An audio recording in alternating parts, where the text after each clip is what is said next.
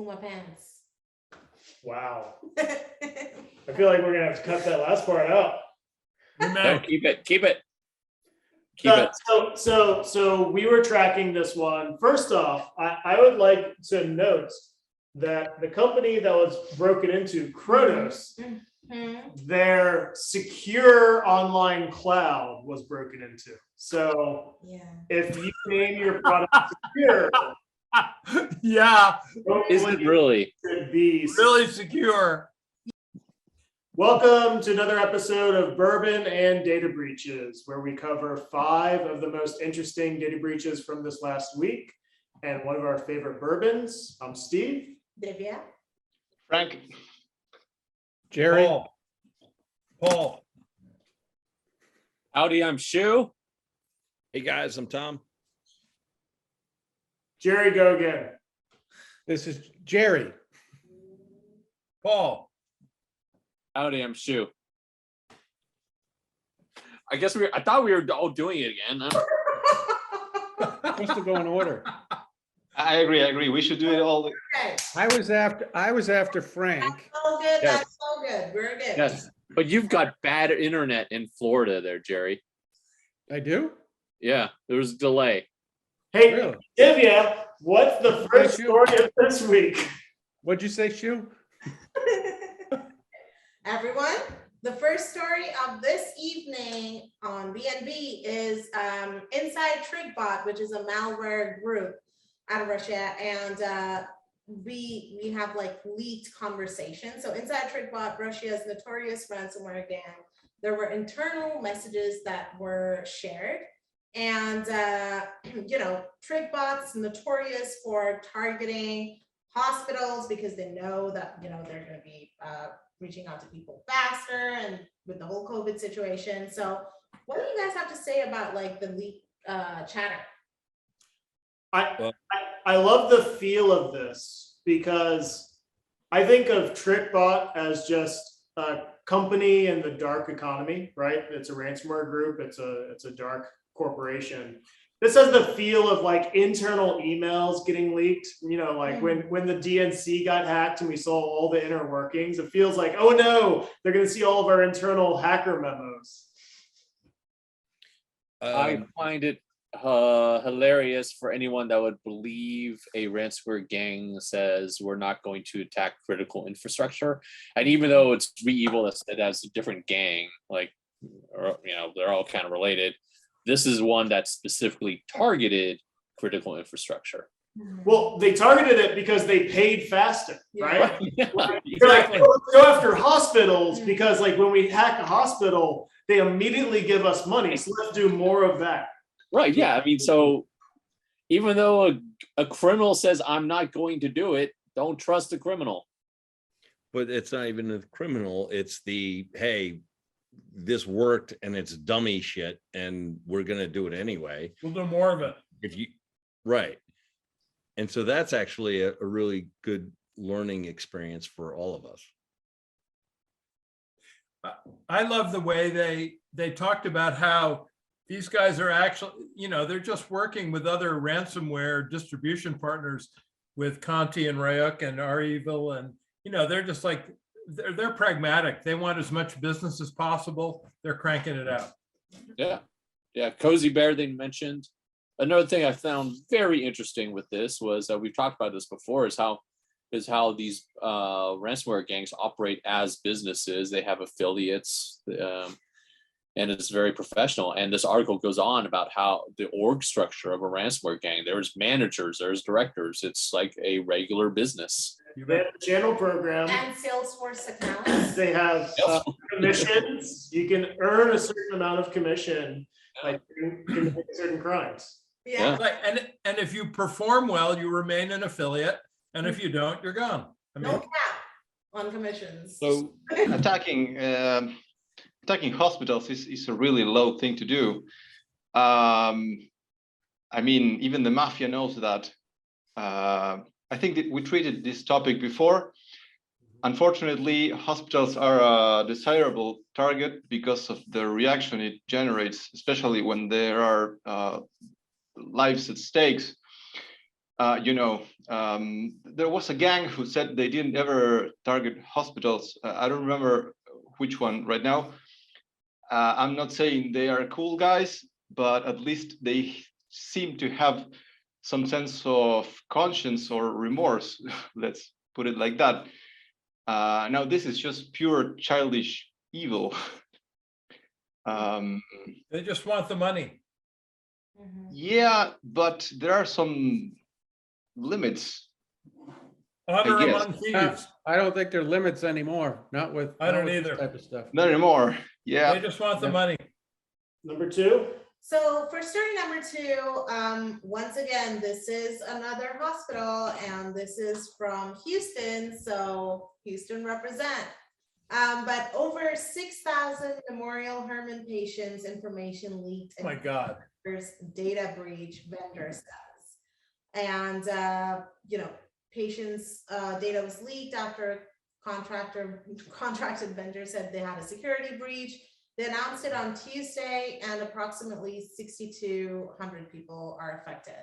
What do you guys have to say about that? Well, you're from Houston, so what do you have to say about this? I have a lot of thoughts. I have a lot of thoughts and concerns because like my parents have been to like Memorial Hermann, and it's very concerning that, their information might be out there, and that since like I've lived with my parents in Houston, I might be affected too in one way or the other. But that's what like people don't think about, like breaches in the sense of like a network of situations happening. But this is pretty tough, and with like we discussed in our previous story, it was related to like a medical field, and it was like related to how hackers were targeting like hospitals. Same things happening over here. So I think the biggest problem here is even if your hospital doesn't get hit with ransomware, if your information gets leaked, your medical information, there's almost nothing you can do about it, right? There's no medical fraud detection system.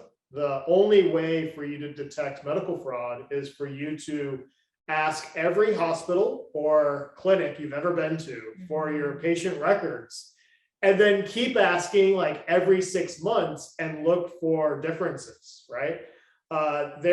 There's no good system in place for medical identity theft. For medical what? Medical identity theft. What's important to know about hospitals working in one for a while is that they, at the end of the day, they are not technology companies, but they are handling a lot of data. And a lot of hospitals these days, they talk a lot about doing stuff with the data analytics, predictive care, things like that. That's data being passed around, but very few hospitals actually have the resources in-house to do this. So they do use a lot of contractors. And when you do that, it raises the risk. Well, Yeah, it's the same case with the leverage of third parties. They're totally exposed by 10 or 20 or 30 third parties. And then when they're asked, they say, yeah, but we don't think any personal customer patient information has been exposed.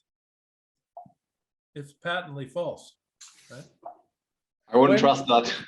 When did that come out? When did that come out in the news? So this was written on February 8th, but updated on February 10th. And I'm pretty sure this happened like a while ago when they found out that they were breached.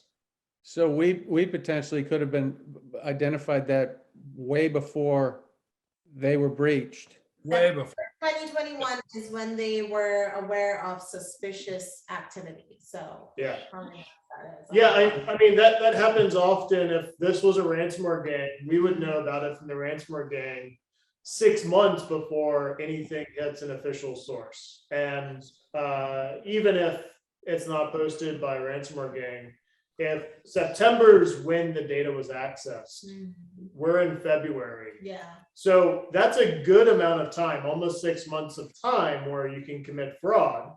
And you would have no idea that someone had your information to commit fraud, right? Yeah. So the whole system's broken, disclosures are broken, and then your ways of protecting yourself from medical fraud are broken. And Steve, when would we know? I mean, so we have access to some of this. When would we know? Yeah, we would know as soon as a ransomware gang disclosed it, right? So we often get information directly from Conti, Lockbit, 60 other ransomware gangs, and they'll disclose who they've broken into on a darknet site, and we'll have it right then. But it takes literally half a year for some companies to file with an official source before the consumer knows. And so that's a big part of the problem is consumers are always the last to know, but they're also the ones with the most to risk. And the most to lose, right? Yeah.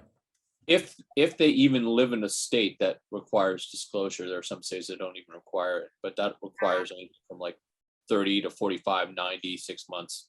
It all varies, it all depends. And the people that live in states that don't require disclosures, the only way they can really protect themselves is if they're monitoring states that do, right? So everyone monitors Montana, right, of all places. And the reason is Montana wrote their laws super strict. And they said, hey, if there may be like 10 Montanians that are impacted by a breach, then you have to let us know, right? And so Montana gets information that states like Texas and California don't. California has a disclosure law, Texas also does, but it's all about how the laws are written.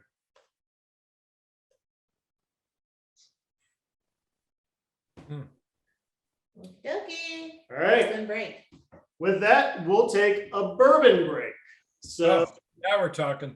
today we are drinking Treaty Oak Ghost Hill Texas bourbon. This is obviously a bourbon from Texas. It's just down the road in Dripping Springs, Texas. I've been to Treaty Oak. I did not try their bourbon when I was there. They also brew beer.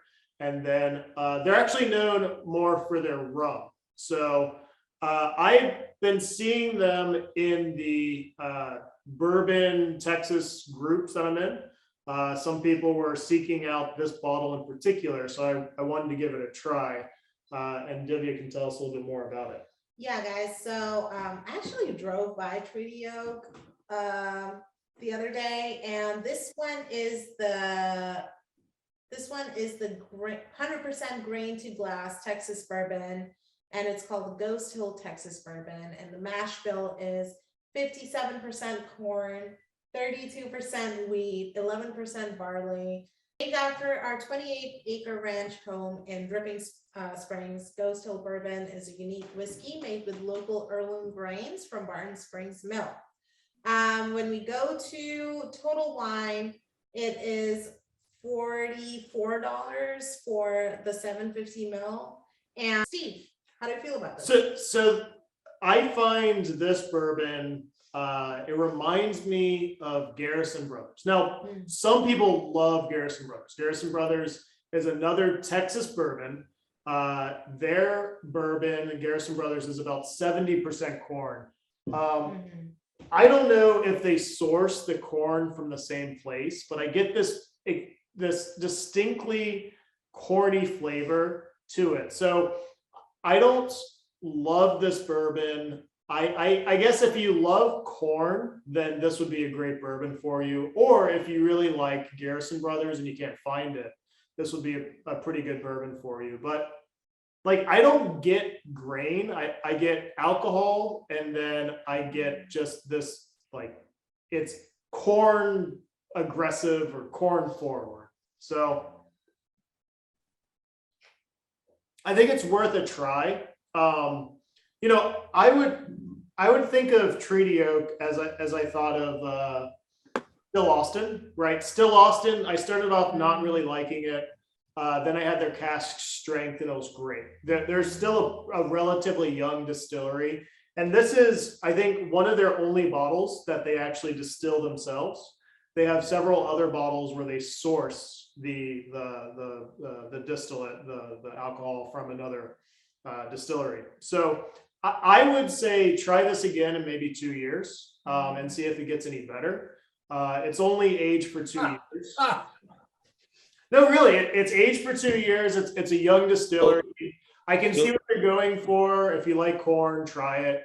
I have a question. Yeah, but I would also say, like, you know, maybe in 2 years, 4 years, check their stuff out and see if it's to your liking. So question, is Texas corn like a specific kind of taste, or it's just aggressively corny? I don't know what is going on, but if you try this and you try Garrison Brothers and then you try any Kentucky whiskey, right, you're gonna get very different corn flavors. I don't know what's different about Texas corn, but like a Kentucky bourbon, even a Kentucky bourbon with a lot of corn in it, Mhm. the corn sort of mellows out with age. I think that the Texas corns become more aggressive. Like the only way, like if you want to just put your head in a popcorn machine at an AMC theater, you sort of Local AMC. flavor, right? Orsh. Like it's not like the corn goes away. The corn, and it's a lingering finish. Yeah. It stays with you. I continue to taste corn as I'm talking about the corn that I'm tasting. Great. It wasn't terrible. It was okay. It was not bad. But then again, like I said, you know, you've been around for Well, 15 time years. for You've had a both. chance to like know what you're doing here. Yeah. Like How does corn affect proof rate? it doesn't. It's all about the flavor. It's just sugar. Yeah, it's flavor like one of the higher proof balconies back in the day was like you drink it and it is like going to your local AMC theater watching the latest greatest hits. So my only question is, doesn't corn come from Iowa though? Do they Corn get it comes from from everywhere. Everywhere. local? Everywhere. Everywhere. Kentucky, Iowa, wherever. Got it. Yeah. Got corn growing back over here, man. All right. All right, we're moving on now, boys. Moving on to story number 3. This one is about Puma, and they were hit by a data breach after the whole Kronos ransomware attack, and the data breach notification filled with several attorney general's offices earlier this month says the attackers also stole personal information belonging to Puma employees. So what do you guys have to say about this story? And do you think the employees are Puma pants? Wow. I feel like we're gonna have to cut that last part out. You No, may. keep it. Keep it. So we were tracking this one. First off, I would like to note that the company that was broken into, Kronos, their secure online cloud was broken into. So Yeah. if you name your product secure, Yeah, Is it really? should be really secure. Using firewalls, So- MFA, and encrypted transmission. I find Firewalls? No way. Oh, firewall. Edge. I find it interesting that the secure cloud could be broken into and all the data stolen. So clearly not sandboxing any of it, right? The other Clearly not secure. the other point is we were tracking this, and I knew that Puma got broken into because all these files were leaked, and I started seeing Puma like everywhere, and I was like, did Puma get broken into? What is this, right?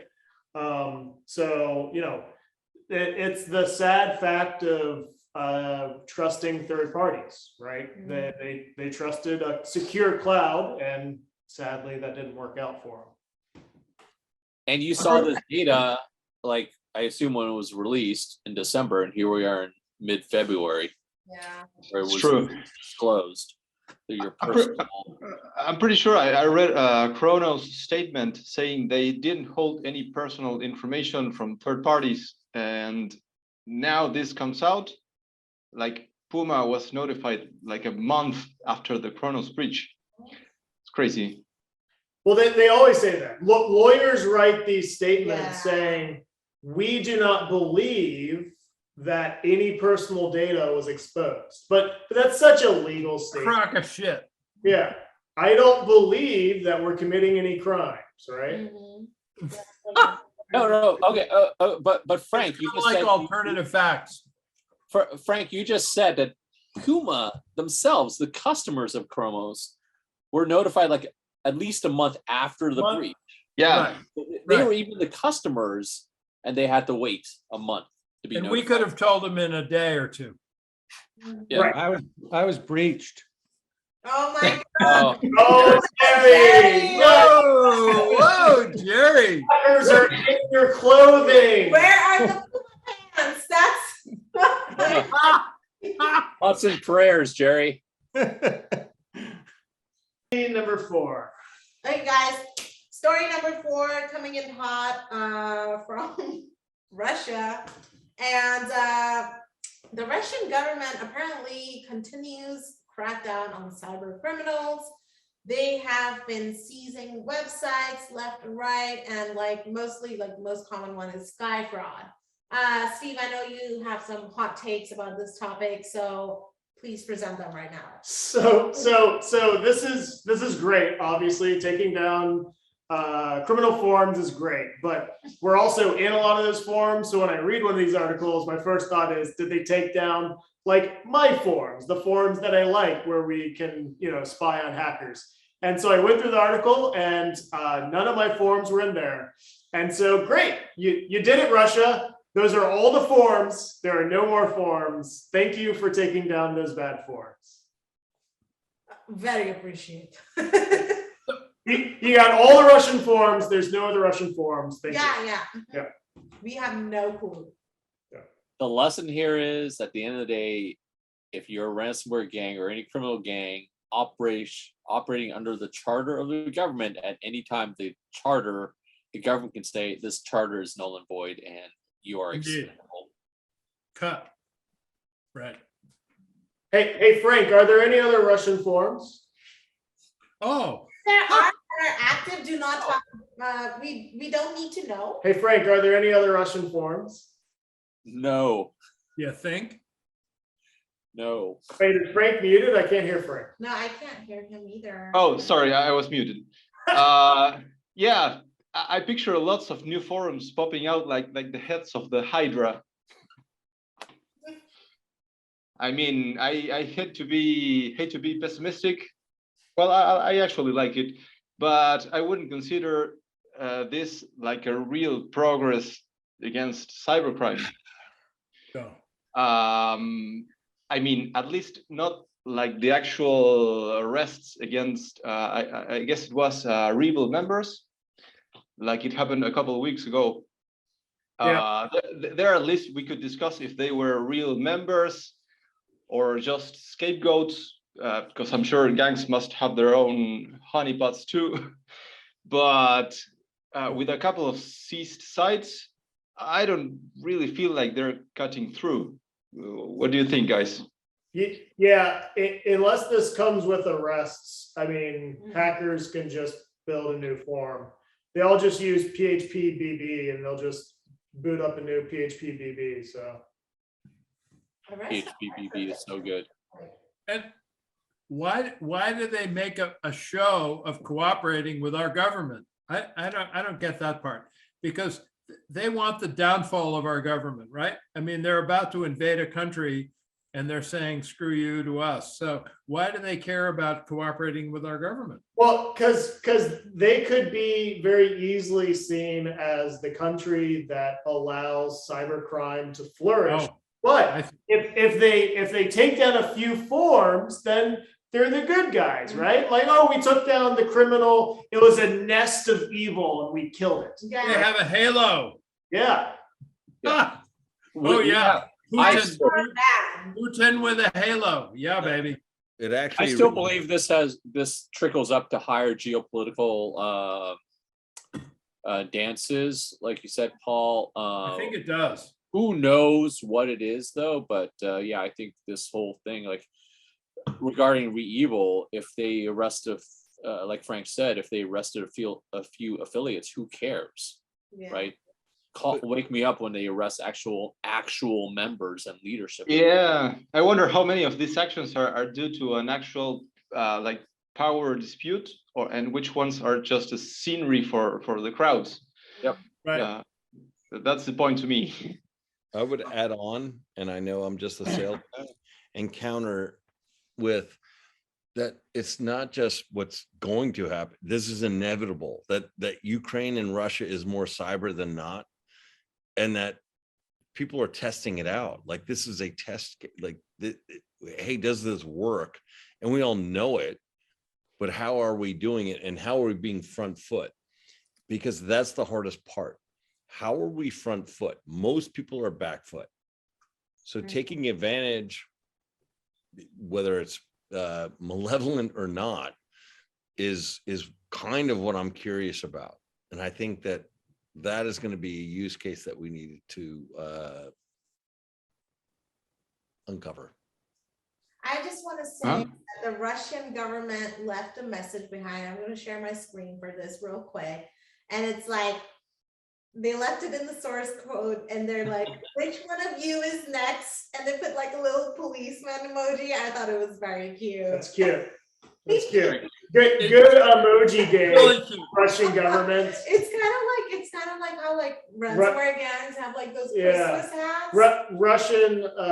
Russian police, you are on fleek. Yeah. Yep.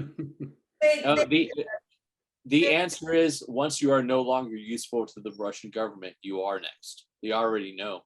Allegedly. Allegedly. Yeah. So I've heard. I find it interesting that. Allegedly. Okay, guys, moving on to the last story of the evening. Favorite story of the month in the last probably year as well. But this is not really ransomware, but the Justice Department seizes $3.6 billion in Bitcoin and arrests married couple who were conspiring to launder Bitcoin that was stolen in 2016 from Hong Kong-based Bitfinex. I do want to point out that the lady and the woman in the couple who was arrested did have that video that you're kind of like a fan of. Do you want to show the rap video? Just a little clip? Just Yes. a little clip? Okay, yeah, but so this is her. She's the Gator of Wall Street. Oh, God. He's a joker. This ain't me. But anyway, I just wanted to show a little clip over there. And all right. So the facts are that a man and a woman who ended up in possession of $4 billion worth of Bitcoin. They may not have stolen it. They probably didn't steal it, but they ended up in the possession of it. They were laundering it, or attempting to, while living in New York City. I know. In the United States of America, making rap videos about how rich they are. How stupid can you be? Okay, so there's a few problems with that, but I'm gonna boil it down to this. If you steal $4 billion and you remain inside the United States, what do you think's gonna happen? on top of that, If you remain visible on Earth. Like there's several things along the way. Like, most dumb criminals don't steal money and then make a rap video of it, right? Or get Let alone staying break back into prison. Right. Yeah. Wait. We might be missing a point here. I'm taking a look at the article, and it says Mrs. Lichtenstein defines herself in her LinkedIn profile as an irreverent comedic rapper. So this could be a total new kind of social engineering here. I don't understand how you could be in possession of $4 billion worth of stolen Bitcoin and still be in the US. It blows my mind. If That's where the irreverent comedic rap goes. I want to know. I want to know where it's all going to go now. You are If the terminally US has, since the US has it now, where are they going to do with it? They were able to capture 3.6 billion of it. So there's still 0.9 billion Boom, boom, boom. that was unaccounted for. And they will eventually auction it off. And then, I don't know, buy it up 10 million tanks or something. I don't know what you do with that money. So, That means the government has an account with Bitcoin. Somewhere. Yeah, which means someone can do it. In theory, someone can. so the lesson here is if you're looking to money launder, don't money launder in New York City. Go to like the Ozarks or something. Just come to Tom Sheehan. Or how about if you have 4 billion in stolen stuff, keep a low profile and be quiet. Yeah, Yeah. and don't be in the US. Exactly. Go to a country where cybercrime is legal, right? Yeah. And they Hey, don't. Bourbon, get back Go to to Ukraine. distillery. It's Ukraine, not the Ukraine. And Third, I find it interesting that they were attempting, so they got caught because they were attempting to launder 4.5 billion in Bitcoin. But they kept it in Bitcoin. Yeah, exactly. Like, they didn't turn it into a privacy coin like Monero. They didn't turn it into Ethereum and buy NFTs with it. Right. They kept They it just in left it Bitcoin. there. They tried to launder it. Mhm. do or do not. There is no try. If you fail at trying, then many things have gone wrong. Well, all they had to do There's is no transfer person- it off the blockchain. They would have been good, like Steve said, moving it into these different, different. So this has been an episode of Bourbon and Data Breaches. If you liked what you saw today, good for you. Sayonara. Come back for more. If you hated everything you saw today, please like, comment, and subscribe. If you have a bourbon or a breach you'd like us to cover, you can contact us and we'll do that. Next time. Bye.